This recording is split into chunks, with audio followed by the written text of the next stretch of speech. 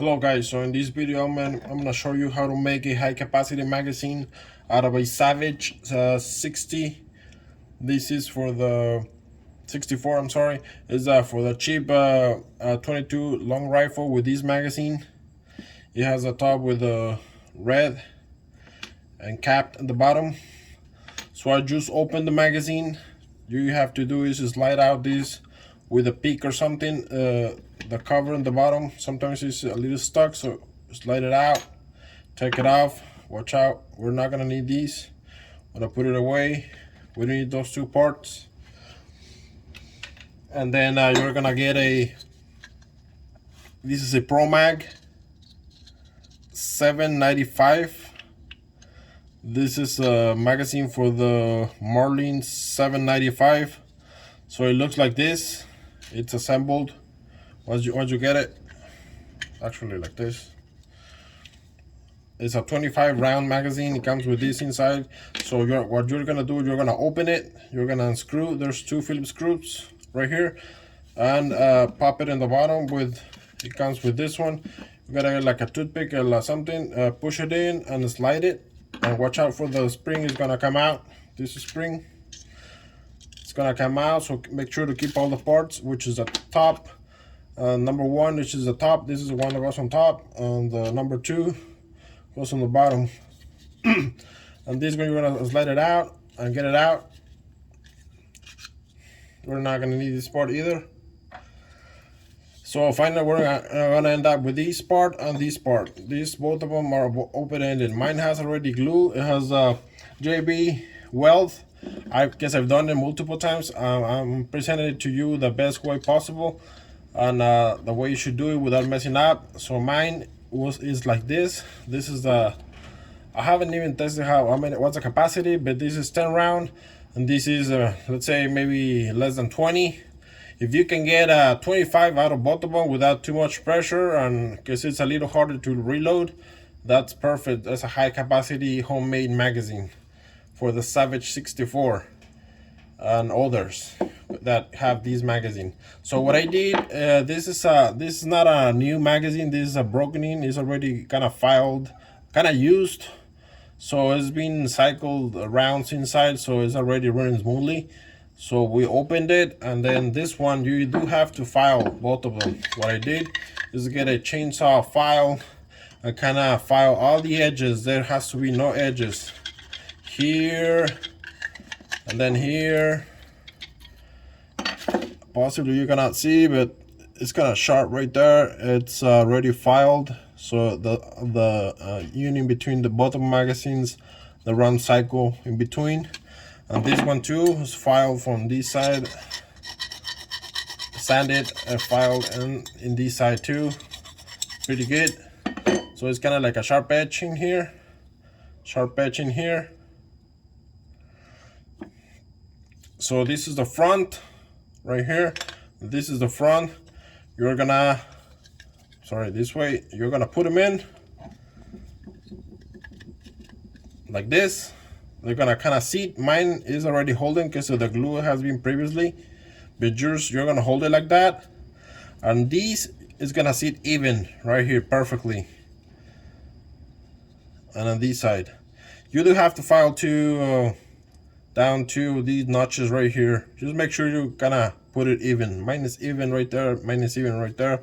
So mine is kind of holding because of the glue that was previous. And actually, when I cracked it open, the first test that I did, it was pretty hard, so it was like almost I broke one of these legs. So with a JB Weld, this is what I'm using, the standard JB Weld. I have only this one on hand, and that's gonna be just for to glue it. But don't go crazy because it's gonna get all over in there. So just go into the surface, and then and here you can go a little more because it's not open. But this one just kind of like cover the holes. Don't go too crazy in there. What I forgot to mention is in the number one, you're gonna file it down, kind of sand it the top, so it's kind of like flat, like the one original for the Savage. And you have to file down any edges because they kind of get cut out in between the cycling.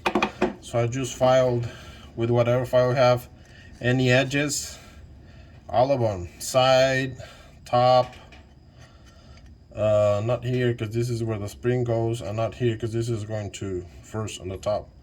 So kind of have to file everything down with the sandpaper, whatever you want, but make sure it cycles and all the edges are filed down and there's no pointy edges. And now on this, what I did, you can do is kind of stretch it a little bit, not go too crazy, maybe like make it an inch longer to compensate the length of this magazine because the other one is shorter.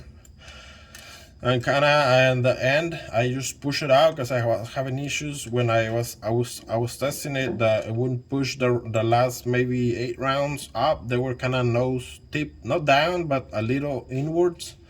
So this hopefully, and this is my final test, and this is the way it goes. The number 1 goes on top. I gonna test it from the bottom.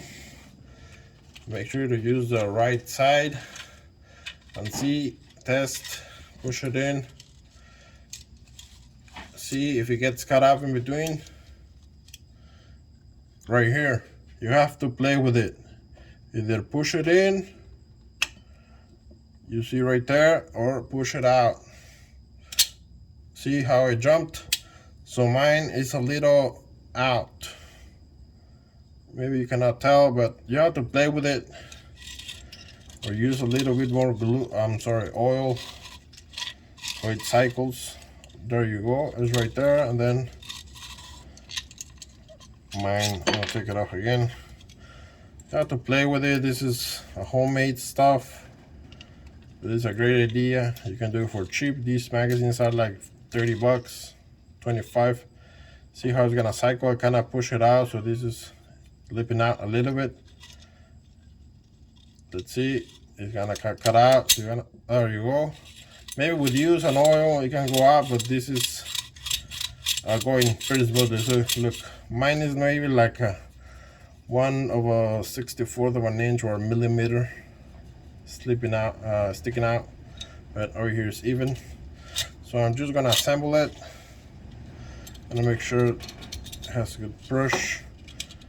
Go this side, and then the number 2, which is this one, only goes one side because the other one doesn't go, which is this side is the other way, right there. And then the cap you have to push and then hold it. There you go. This is like a clip-on. Mine kind of holds already, but yours is not gonna hold, so make sure to use duct tape or something to hold it on, or if you want to use a little bit of glue, then take it off. So mine holds, but it's loose. So it's right there. I just kind of use a test or a cycle with my hand, the 22s, to see if they go. They jumped the bridge in between. They jumped. Once it jumped, just let it go to see if it goes all the way up. Kind of gets cut. So like I said, you gotta play with it, maybe file it down a little more. I don't want to tell you this is gonna work 100%, but it does work. And if you can get maybe 20 or 25 rounds out of the Savage 64 with this trick, you're good to go. I guess I pushed it, so I'm gonna get it a little bit out. There you go. Oh, it's cycling, perfect.